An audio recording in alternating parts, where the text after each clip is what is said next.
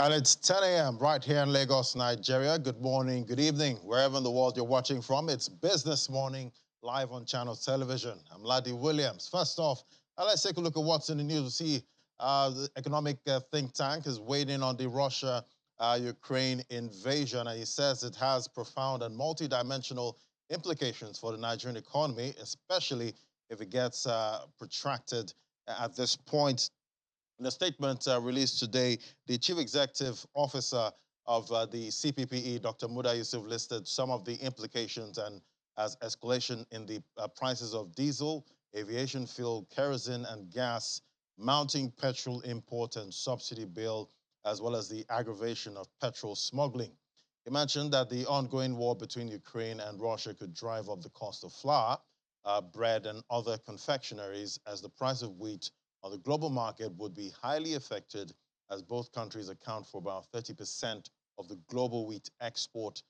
Dr. Yusuf also adds that other significant macroeconomic outcomes of the Nigeria's economy may include a heightened fiscal deficit, growing debt levels, spike in debt service payment, money supply growth, exchange rate depreciation, and more intense inflationary pressures. And the oil industries are under siege, and this is the perspective of the OPEC Secretary General Mohamed Barkindo during his opening remarks at the 5th Nigerian International Energy Summit ongoing in Abuja, the capital city. According to Mr. Barkindo, climate activists have seized the momentum and are dictating the terms and pace of the energy transition. Also speaking at the summit, Nigeria's Minister of State Petroleum, Chief Timothy Silva, says the federal government will continue to pursue aggressively the development of the country's gas resources as a transition fuel. Energy correspondent Olu Phillips bring us more details.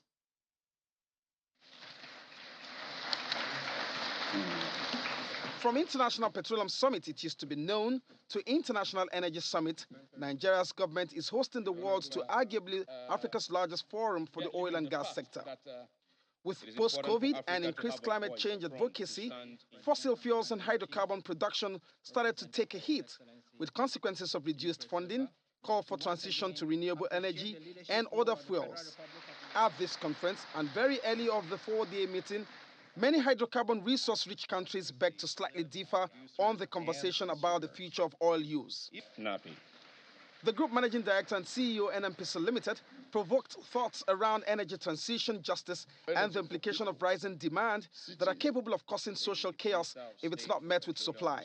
Transition must have sanity, and there must be justice in transmission, energy transition. And that justice means that help us to get to a point where we're able to transport our ordinary people from their homes to their workplaces in the short term, and ultimately also assist us in making sure that we have the most friendly fuel that is put in place in the next 5 to 10 years.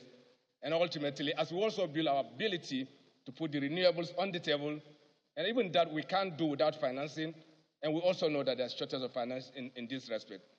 With global demand rising and crude at over $100 to the barrel, last seen since 2014, OPEC Secretary General speaks to the numbers and the implications of a sustained attack on hydrocarbon resource. The investment requirements clearly underline that any talk of the oil and gas industries being consigned to the past and of the need to halt new investments in oil and gas is misguided. Nigeria will simply continue to develop its gas resource as a transition fuel, which is considered clean also. And that's the position of President Muhammadu Buhari, who is here represented by the Minister of State. At the heart of this administration is a vision to drive infrastructure and industrial development of the country in order to prosper her citizens and make life more meaningful to all. Natural gas ticks all the boxes as a vehicle to help government achieve the aspiration. Rounding the day off the international panel session, Africa's ministers of oil are unanimous on balancing energy security with environmental sustainability through clean energy mix on the back of technology as the transition fuel, clearly announcing Africa's voice on what works amidst global debate. Olu Phillips, Channels Television News. All right, for analysis now, we have Temitope Kola, the Senior Manager, Oil and Gas Practice at Anderson, joining us in the studio. Good morning. Great to have you. Good morning, Laddie. Nice to be here. Yeah, so you heard what the minister said there. It's the Nigerian International Energy Summit. Started a day before yesterday, and it's Nigeria's official energy industry event, at this point. What were the key takeaways for you from what you've heard so far? Okay, thanks, Laddie, once again. For me, the Nigerian International Energy Summit is an agenda-setting forum. And it's basically saying to us as Nigerians that this is where we're going with respect to the petroleum industry, which is, before now, we'll call it the Nigeria International Petroleum Summit. Yes. Now, because we're having energy transition, we're having conversations around disregarding fossil fuel, or at least reducing investments same way in fossil IOCs fuel. are changing to energy. Exactly, Yeah, so. exactly. So that's what has happened to the summit, saying, oh, we're going the way of energy transition. And so I think it's a great event, and it's an avenue for the government to galvanize support, especially with respect to harnessing the resources the way we have them as they are today. If you look at what's happening in the West, the conversation is around energy transition largely, and we are at the side of the divide where we still have the resources there. So the question is, what do we want to do with our hydrocarbon? It's important that Nigeria then galvanizes support from all the important stakeholders to ensure that we have the resources exploited before they are useless for us, I would say. Yeah, and that would be quite an interesting time, I must say. But, this is not the first summit. There have been others. What would you say, came out of other summits? Okay, I recall that last year, for instance, conversations happened around the passage of the Petroleum Industry Bill, which is now something that we have, the Petroleum Industry Act 2021. So before then, there were conversations about how it was very important for us to pass the bill to encourage investment, because that stayed for almost a decade before being passed, right? There's also been conversations in previous years about achieving the sub-$10 costs of production per barrel. And we see the NNPC and NAPIMS driving towards that angle already and pushing the operators to get to that. So indeed, if you look at all of the conversations that have been happening in the summit, really and truly, I would say that it's been going towards, let's see how we can get operations optimized within that sector and encourage investment, and of course move that forward, because again, we can't talk about Nigeria without talking about energy, without talking about petroleum industry. And so it's been interesting to see conversations happening with local content and developing local capacity as well. And that in a way has informed some of the changes that we've seen within the sector. So it's a laudable event. And I listened, and there was also talk about how, technology could make dirty alternatives cleaner. What are the possibilities there? So this is about digital transformation, and as we all see, digital transformation is all about data collection and analysis, right? One thing that we've seen is that you spend more when you don't adopt technology. Right. What technology does for you with data gathering, big data analytics, is that it gives you information, historical information that helps you decision making, whether in respect to asset optimization, for instance. Right. We have an OML, say 112, right, and it's been producing for a couple of years. You have a device that gets that information and interprets it and tells you how much more you need to do in optimizing the reserves, right? And that's really about it, that you don't continue, because you also spend to get a lot from there. And when you spend, you're burning energy as well. So it makes it dirty. So it's just a circle that you need to clean up by exploring the use of technology. And by that, you're gathering data, even for assets, for equipment maintenance and operations, for instance. When you have information, it helps you to take better decisions in terms of, how much reserves do we have here, and how much do we need to explore? Is it even worth the investment at all? Should we move to another field and ensure that we explore some more in some other places? And that's what, for me, digital transformation is doing within the oil and gas industry. And that's where technology comes in there. So, the PIA was passed into law, and but how does the agenda of the Nigerian, government, in respect to, energy transition, at the ongoing summit, how does it align with the provisions of the act? Interestingly, when you look at the Petroleum Industry Act, it doesn't exactly speak to energy transition, but there are indicators, and it's about what we're also hearing from the summit. So at the summit, like we listened to the introductory speech of the Minister of State for Petroleum, or as well as the GMD of the NNPC, right? The conversation is really about gas as a transition fuel. There are two extremes, really. There are some people who think that you shouldn't even have gas as a go-between at all. You just transit to renewable energy altogether. But as a matter of fact, Nigeria has more gas reserves than oil reserves. So it's only important for us to then see it that way and ensure that we don't disregard, we can't even disregard gas, right? So if we see gas as a transition for, because it's cleaner energy compared to crude oil, for instance. And so some still see as dirty. Some still see it as dirty, but it's cleaner, right? We can have LPG, for instance, liquefied petroleum gas to power vehicles. We could have LNG to do a lot of things, and even for domestic, as against using firewood, as against using kerosene, which is an heavier fuel, for instance. As long as it's not as dirty. Yeah, as long as it's not as dirty, and it gives us the opportunity to maximize that resource that we have. And that's the kind of conversation that we see the NNPC of GMD pushing for. And that seems to me like where Nigeria stands at the moment, that let's see how we can explore more of this gas. So that's exactly what you see the Petroleum Industry Act trying to do, to give some sort of incentives to investors with respect to gas. For instance, now, if you going into transportation of gas, you could have as many as 10 years tax holiday, right? That's what the PIA has presented us with. There are other incentives to just encourage exploration of gas.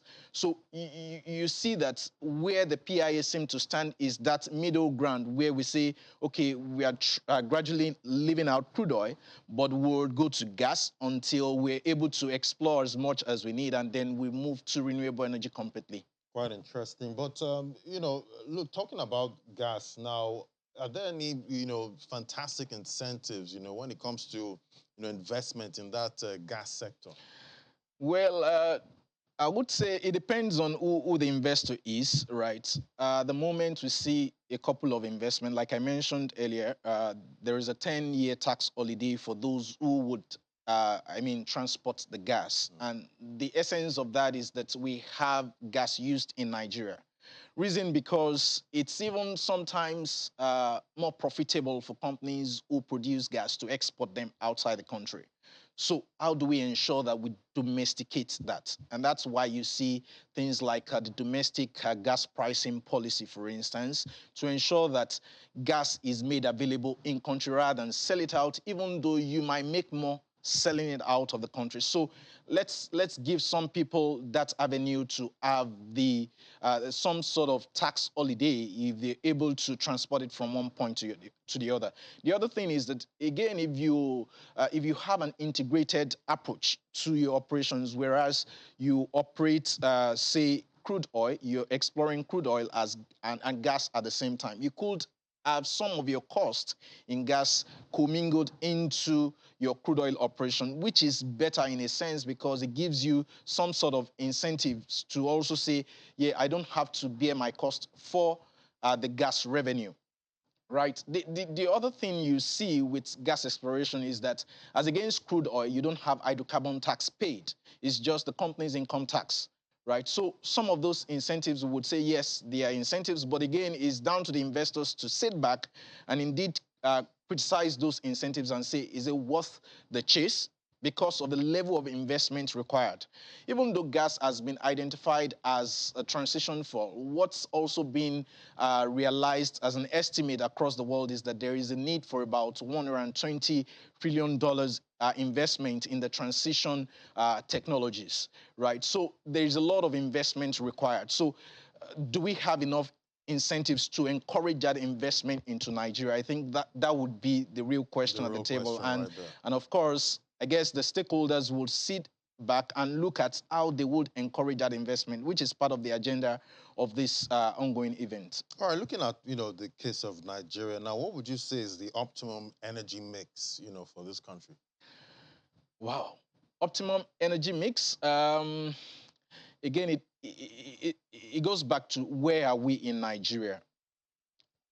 At the moment, we don't want to, and if you look at the world in general, we contribute only about 2 to 4% of the carbon emission that we're talking about in Africa.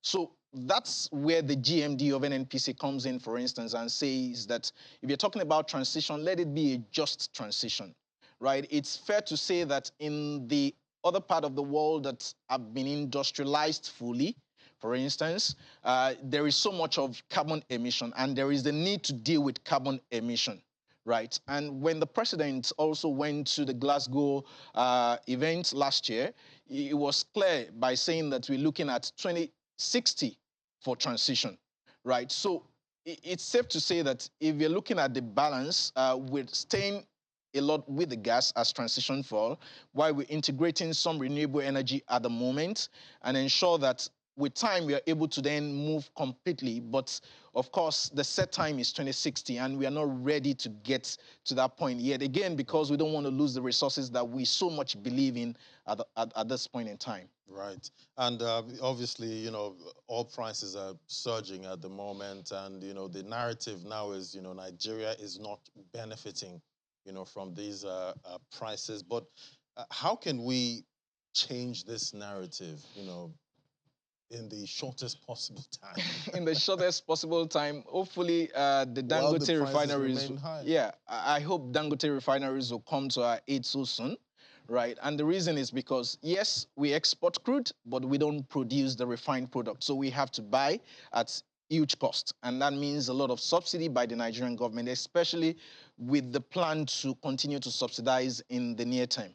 So the only solution I see at the moment is for us to develop local capacity to refine, right? We produce, and then we can, then refine. If you refine, then it makes it a lot better for us. We deal with the landing cost. We don't have to factor in landing cost to the cost of production or the cost of supplying the fuel, right? So it means a lot if we really take into consideration our concerns about rehabilitating the refineries that are not working at the moment and ensure that they indeed work. The question again is, how soon are we going to have that happen? Maybe Dangote would be our savior. I wouldn't know, but I think maybe you could give us some sort of breather. Some respite. Yeah. Because it's incredible that, in 2022, we're still talking about refining. Yeah. At this point, it's quite incredible. Shouldn't be happening. But, going forward now, what's your, outlook for Nigeria's oil and gas sector? Well, it's tough to say that even with the Ukraine-Russia tension at the moment. But I see us going forward looking at the PIA with us, and then with a new authority, as well as the commission, that's the Nigerian Upstream Regulatory Petroleum Commission. I see us doing some strategic moves, making some strategic moves as to how exactly do we want to approach this industry? How do we want to encourage, for instance, the upstream sector? The Upstream Commission needs to take a look at what are the things that they need to present to investors, right? The IOCs are divesting, for instance. How do we encourage them to invest in the gas that we're touting as a transition fuel? How and do the we... group MD said it's because of their commitment to, you know... Yeah, to zero emission, zero carbon That's why emission. they are divesting. Yeah, well, but there is something, then you need to encourage them to get into gas. For instance, when Seplat last year had the conversation around its own summit, right, the idea was for Seplat, for instance, which is an indigenous firm, to concentrate on gas as well, right? So how do we encourage the other IOCs, for instance, to do same, to ensure, because capital is very important for us to explore whatever resources that we have. If we don't have the right resources to explore them, then they are as useless as any other thing. Right. So I see the upstream commission getting into that place and saying that we want to encourage more people to come and participate, and what are the incentives, what are the things that we need to bring to the table to encourage. And again, we know that insecurity is a problem. For instance, when you hear the Walter Smith chair talking about the challenges, there is so much of crude theft. And so Nigeria needs to rise up to those challenges and help really encourage the activities of investors within the industry. And make it more attractive, you know, to bring in some investment. All right, thank you so much, Timmy Kolade, Senior Manager, Oil, Gas and Power at Anderson. It was great having you on the program today. Thank you, Ladi. Thank you. All right, we'll take a break now. When we come back, commodities market update is next. Just stay with us. This is Business Morning. And for commodities market update, let's take a look at what's happening in the oil market. We see May Brent crude futures, which began trading at on Tuesday, gained about 1% to $98.90 a barrel. The benchmark touched a 7-year high of $105.79 after Russia's invasion of Ukraine began last week. U.S. West Texas Intermediate crude for April were up about 0.8% at $96.53 a barrel. Contract touched a high of $99.10 a barrel the previous day and settled up more than 4%. For this and other commodities, we have Damilola Kimbami, Head Research at Financial Derivatives Company, joining us in the studio. Great to have you, Dami. Yeah, so Domi, so I remember when we're having conversation about oil, and it was about $80 around that time. And I was racking my brain. I was like, what would take oil to about $100? And here we are. Yes. It's a war. It's a war. What's happening today? Yeah, so we're seeing oil prices trading at about $100 plus, and basically it's because of the Russia-Ukraine war that is going on. We all know that Russia has invaded Ukraine right now, and it's very important because Russia is a major oil and gas player in the market, and the oil market is very, very sensitive. So I'm not surprised that we're seeing this happen at this point in time. And I mean, it's not just oil. I mean, a lot of commodities, if not all the commodities, have been significantly affected. Gas too, especially the fact that Russia also, I mean, is a major exporter of gas or energy sources to the Europe and the Eurozone and places like that. So, I mean, it's very important. We're seeing a lot of, obviously, the sanctions that have been imposed on Russia. I mean, for instance, now Russian banks have been banned from SWIFT, and that's a major thing because it affects the financial transactions. I know SWIFT allows banks to interact with themselves in a secure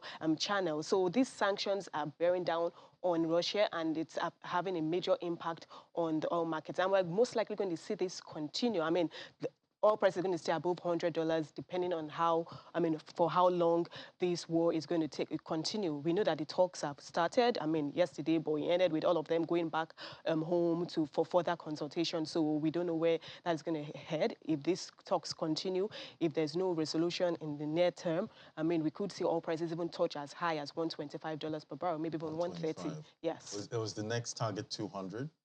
Well, it could. I mean, in a situation like this right now, I mean, really there is no winner out of this war. So the best scenario is for there to be a peaceful resolution. I mean, even if there's some victory, it's going to be Pyrrhic thereabouts. So, I mean, and in a situation like this, everyone is trying to avoid a mutually assured destruction because, I mean, if it escalates to what, I mean, people are talking about World War III, Russia has put its nuclear missiles on alert and things like that. Nobody wants that to happen because if that happens, it has significant and severe implications on the financial markets, on commodity markets, on economies. Everyone is going to be affected. Human Yeah, lives. human lives. There's a humanitarian aspect also. So I mean, nobody wants it to deteriorate to that to that level. So let's hope that they come up with some form of resolution in as quick a point in time. But aside, the war, what do you think is the true price of oil? Take for instance now tensions ease. Where do you see oil going? Okay, so right now, if you take out the war that is going on, I mean, like you rightly said, when we were, at least in January, I mean, oil prices were trading around $80, $90 per barrel. And that's basically because the market is still, there's still tightness of supply in the market. So what is driving this now? Obviously, uncertainty. And in time of uncertainty, I mean, a lot of things happen. So we have that tight supply, and we're seeing demand slowly pick up. And this is happening towards the end of winter. I mean, we had a colder than expected winter season in the northern hemisphere. So all these factors were already in support, already pushing oil prices towards $90, towards $95 per barrel. Now you add the invasion. So we're seeing oil prices trade higher. OPEC is meeting tomorrow. I mean, everyone is watching the body language of Russia and Saudi Arabia because, again, Russia is a major player. I mean, Saudi is part of OPEC. The OPEC plus, the allies aspect, is being led by Russia. So everyone is going to be looking at, okay, what body language are these two major oil-producing countries, or what language or what signs are they going to show, because that's where everyone will take their cue from. So depending on the outcome of the meeting, and it's highly unlikely, I mean, my forecast is most likely they're going to maintain status quo, because this is a very dicey situation that we're in right now. Let's even assume, for the sake of conversation, that OPEC becomes more aggressive with its increase in supply and increase its oil policy, oil production, and what have you. I don't think it's going to have that much of an impact on oil prices. If at all, maybe in the immediate term, we may see oil prices soften marginally, and then if the tensions intensify, and oil prices go back up. So, but I think most likely, that meeting is going to end in a stalemate, or they're just going to maintain status quo. I mean, it's difficult to make any major decision and outcome based on what is happening, because it has gone beyond just increasing output. This is now a geopolitical tension. This is now a war that affects major geopolitical powers in the whole world. Right, and all about sanctions right now, yes. And we're seeing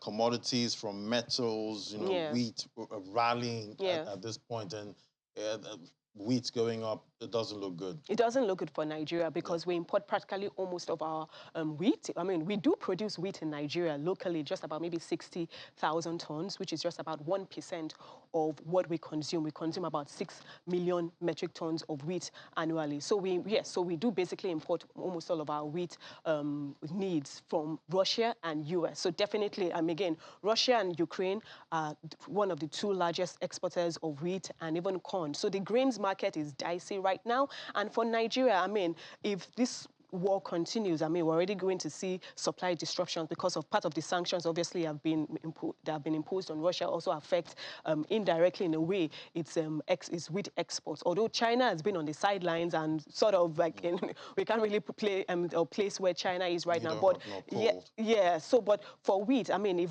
these supply disruptions continue and wheat prices spike further, they're already at a 9-year high, almost close to $970 per bushel. If this continues, it has significant implications for Nigeria, which is a wheat import-dependent country. So we could see the price of wheat and flour-related commodities increase further. I mean, because we don't necessarily eat wheat. I mean, wheat is milled into flour, and then you produce whatever you want to produce. So, for instance, cereals, you have the likes of Weetabix, you have biscuits made from wheat, I mean, pastries, bread, and things like that. We could see the prices of these commodities increase locally, or we could see manufacturers start to miniaturize, meaning they start to cut down on the size of the commodity. And bear in mind that aside from wheat, the price of wheat globally increasing, manufacturers are also facing a domestic problem, forex shortages, which also has filtered into the cost of flour-dependent commodities. So for Nigeria, I mean, yes, if you look at the oil aspect, we do stand to benefit in terms of higher oil earnings and whatnot. But again, wheat, because wheat is the second largest contributor to our food import bill. So if anything happens, if the price of wheat continues to increase, it has major implications for Nigeria. We pay about, or spend about close to $2 billion annually on wheat imports. So well, correct me if I'm wrong. I think the CBN at one point was trying to discourage importation of wheat. Yes, last year the CBN mentioned that it was going to add wheat to its list of items banned from official forex sources. If that has wheat, sugar, and some other commodities, but I don't think they've fully gone ahead to add wheat to its forex. But at least I know that the CBN is contemplating on doing that because, like I mentioned earlier, it's the second largest contributor. I think rice is the largest contributor to our food import bill, then wheat, and we spend about $2 billion. So imagine $2 billion, the impact of that on our external reserves. So it's significant. This may further intensify efforts to add wheat to the forex import restriction list and also to try and encourage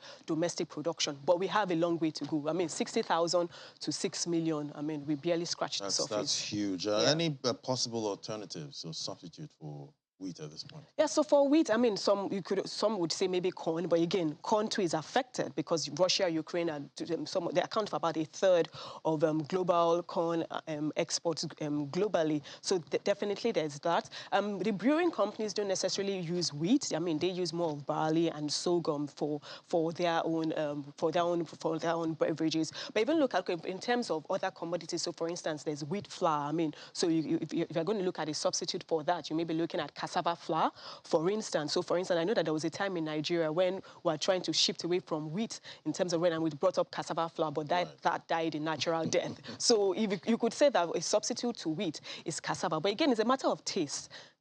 So for you to be able to alter consumer taste towards the likes of cassava flour or maybe yam flour, I mean, it's going to take some getting used to. So it's not going to be an easy or smooth transition. If you consume it long enough, at some point we'll see about that. All right, so, coming to work this morning was a drag. You know, the queues are still there, there's traffic, and possibilities of the scarcity lingering.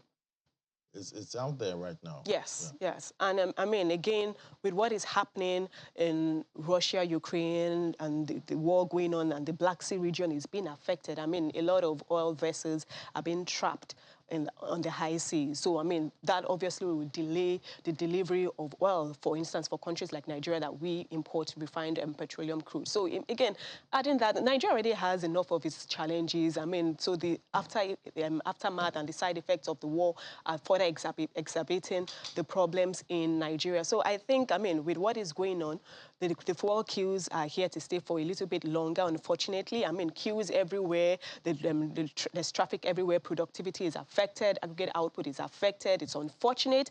I mean, it just brings back, again, that conversation and that discussion of fuel subsidy, removing fuel subsidy and ensuring that we have functioning refineries, the Dangote refinery, rehabilitating the defunct domestic refineries, getting more private investors in the system. So, but definitely fuel queues are here to stay for a little while longer. We're going to see a lot of Nigerians start to carpool. Most companies may encourage their workers to work from home. I mean, to try and, because, I mean, you can't turn water into fuel right now, basically. So I'm sure Nigerians will become more creative. We're seeing, obviously, ride-hailing services also going up at this point. Yeah, there's surges here and there. Yeah, another issue now, some states are set to face some fresh economic challenges because of the FAC allocation has dropped to a 4-year low at this point. Yeah, so the FAC that will be shared, that was shared for February based on January's revenue dropped to about 574 billion naira compared to like over 650 billion naira that was shared in January based on December's revenue. And the major factors were, decline in tax revenue, in duties, also the subsidy. The government has said that it's going to deduct about 950 billion naira this year from the allocation resources. So that obviously would have significant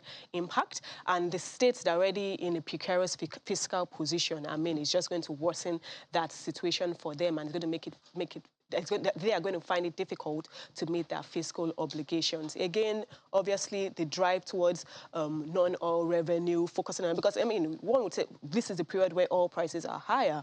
Don't we stand to benefit? Yes, we do stand to benefit. Maybe not as much because our production levels are still low, but definitely, higher oil prices will, to an extent, offset the fiscal gap that we're in right now. But definitely the states are in for some tough times ahead, yes. The times are tough enough already, already. exactly, so tougher times. Tougher times. All right, Dami, it's good to talk to you today. Damilola Kimbami, Head Research Financial Derivatives Company. I'll see you again this week, later this week. Yes, thank you. We'll take a moment now. All right, time to take a look at what's happening in the market with Anyete. Anyete, how's it looking? Good morning, Ladi. Well, the last trading day of February, it ended in the green. Call it the last trading day of February, but it's also the beginning of the week. Yeah. So, yeah. Quite a confluence there. Exactly. So it's all green. Green is the color. So this is how it turned out at the close of Monday's trading session. Opening the week, the market was up by 0.14%, which translates to about 35.63 billion naira gain in value. 25.54 trillion naira is where the market cap has increased to against the last figure of Friday. And then, of course, when you take a look at it, the gains were across the four out of the 5 key sectors of the equities market. But then we saw a slight pullback from the industrial goods counter. Of course, we also had a positive market breadth of 19 gainers against 15 losers. The gainers were led by Linkage Assurance, while the losers were led by Academy Press. So far, the month of February ended with a 1.7% gain, while year-to-date, we're up by about 11%. So we will get to see how the month starts, the new month starts off today. Now, in terms of the volume, value, and the deals, what you call the activity in terms of volume, in terms of volume, it was up by 18.75%. Value was up by 2.37% at 2.81 billion naira, in contrast to what we had on Friday, while the number of deals was up by 27.4% at 5,435 deals, or number of transactions. Then moving over to the fixed income market, the bonds market, well, it was bullish. It continued the bullish sentiment, which it closed the week last week. So it was up, and then that comes amid buying activity, particularly on the April 2049 bonds and the February 2028 bonds. Total number of deals carried out there was about 19, and the total value was 12.82 billion naira. Over to the Treasury bills market, it's also bullish sentiment, but the number of deals carried out yesterday was just about 4, and the highest there was on the 22nd of January 2023. And then at the OMO bills, for the OMO bills, it was up. The average yield there was was unchanged at 4.6%. But in terms of deals, we had the 21st of February 2023 having about 9 deals, the highest there. It contributed more to the total number of deals, 10 there. Then for the CBN special bill, the concentration was on the 2nd of May 2022 paper, but had only just 1 deal. So that's for the fixed income market. But in terms of expectations, traders say they expect that demand from investors for bonds will continue and drive yields lower. Nonetheless, they maintain that medium-term their medium-term view is that the federal government's significant front-loading of borrowings for the first half of this year will result in an uptick in bonds yield. Then at the Treasury bill space, they expect that the yields there will trend lower further this week as investors sustain buying activities in reaction to the moderation in the stop rate of 1-year paper at the last primary auction. Of course, last week we had the PME auction by the central bank.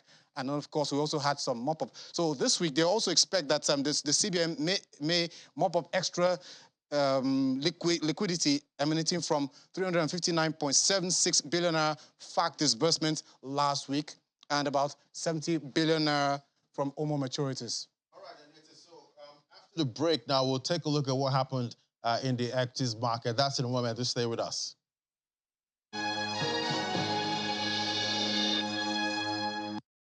All right, now let's look at the equities market. Anyete was green yesterday. How's it looking?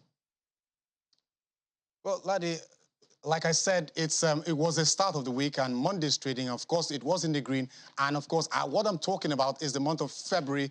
It was up 1.7%, which means we're still very much in the green territory, although not compared to what we had in the month of January. We had maybe about some 7-point-something% gain. But so far, year to date, we're at 11%, which just shows you that investors' interest in the equities market is really, really vibrant. And then, of course, we will be looking out for how the month of March will turn out for the equities market. But of course, to tell us more about that, we'll be having our analyst, David Dorey, who's a stockbroker at High Cap Securities Limited, to tell us more about how the market, is turning out in the first trading day of March. Of course, at the same time, we also had a flurry of earnings report, particularly Zenith Bank, which reported a 10% increase in its gross earnings, which has risen to about 756 billion naira. At the same time, we also had NASCON, which released its full year 2021 audited result yesterday. It reported a 38.7% year-on-year growth in the fourth quarter of last year. And so that shows you that most of the companies, they've been posting some impressive results. At some point, the market doesn't really respond to those reports, but of course, it still has a way of impacting the market's performance. So for Tuesday's trading session, we'll be expecting that the uptrend will continue. At the same time, we expect that investors will carry out some bargain hunting for some of the high-value equities. Some of them had lost in the previous sessions, so we'll be looking out for some of the key bellwether equities there, particularly the likes of Oando, which fell yesterday, was down by 1.44%, which is why the oil and gas sector had a little bit of a, well, it was in the green, but the oil and gas sector, it closed by nearly 1%. That's driven by some other key bellwethers within that sector. But in terms of banking, the banking subsector of the NGX counter, it was up by more than 0.5%. That's driven by the gains from Zenith Bank, ETI, some other mid-cap banks. But the likes of GTCO, the likes of Access, they were largely muted. So we definitely would keep our eyes out for how that market turns out at the close of today's trading session. All right, Anita, I think you have David Dorey on the line there for you. Okay. Good morning, David. Yes, thank you very much, Anita. Thank you. Your analysis was highly illuminating. Okay. I just only want to observe that while the news was going on in respect of the performance of the equities market in January and February, and also say that there is seasonal trend in the equities market in Nigeria, which has come to stand. And it actually exemplifies the January effect, where equities rise highly as a result of expectations which start building up in January concerning the full year results, some of which also hit the market in late January and then early February. So generally, in February, most of the results would have hit the market, and the market would have reacted. And for the few that are left that have not hit the market, there will be ESA that will influence the proactive reaction of investors. So that was why January was very massive in terms of the appreciation of the market by almost 7% or so. And then by almost 10%. And then we saw a marginal rise in February to by about 1-point-something percent. So essentially, the market has exhausted its reaction on the full year results in February. And so in March, there may not be any fundamental of the capital markets that will elicit a massive reaction from the investors who are in equities. And so that is why you are seeing emphasis turning to the debt market. You have seen that naturally yields are falling because of orchestrated demand for fixed income securities in the market. That is because that is where the action is now. There is no action in equities, so activities are moving towards debt naturally. But again, there are compelling factors that are probably increasing the direction of movement from financial assets to bonds, because everybody is probably moving to a safe terrain now. You know, this fuel scarcity is almost becoming persistent. It will have a downside effect on fundamentals of the economy and the market. And we also have the fear that usually erupts during the build-up to a general election. And now we're in a penultimate year. So that has a downside effect. And above all, the unfolding scenario in the global economy caused by the unprovoked and brutal invasion of Ukraine by Russia and the backlash that is emanating from that. You know, so far, even the Russian capital market has nearly collapsed. The currency has almost collapsed. So this will trickle down to the global economy, although the Nigerian market has not reacted yet. But sooner or later, the reaction will trickle down to the equities market. So March may not be very, very good a period for equities, but we see more activities going on in the debt market. Thank you, Aniti. Okay, David, thank you so much for that analysis. And then we definitely will continue to keep our focus on the market as well as other markets within the Nigerian economy. All right, Anita. So I see he checked his crystal ball there, and March is not looking so bright, but let's hope for the best, Anita.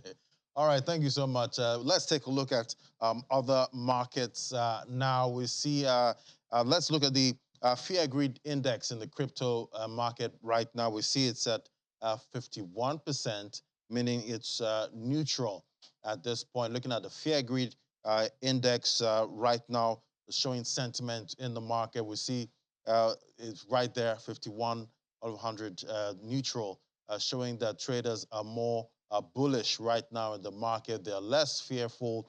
It's funny how we're at extreme fear just about a day before yesterday, but now it's swung all the way to neutral at this point. Look at the market cap. They're $1.91 trillion, nearing that $2 trillion mark. Again, it's up 11.10%. Bitcoin dominance 43% this morning. We see Bitcoin gaining some dominance right there in the market. Price of Bitcoin $43,380 was able to break that 40,000 resistance level. We see Bitcoin surge above the hurdles there, breaking that resistance and above the 42,000 mark at the same time. But we see Ethereum there still at $2,900.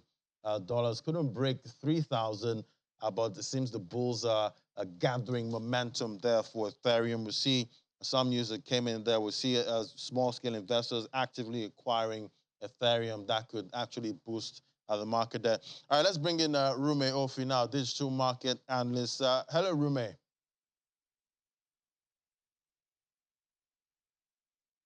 Hello, Rume. All right, looks like we don't have Rume yet. Let's look at the top 5 gainers there. Do we have Rume now? Hello. Hello, Rume.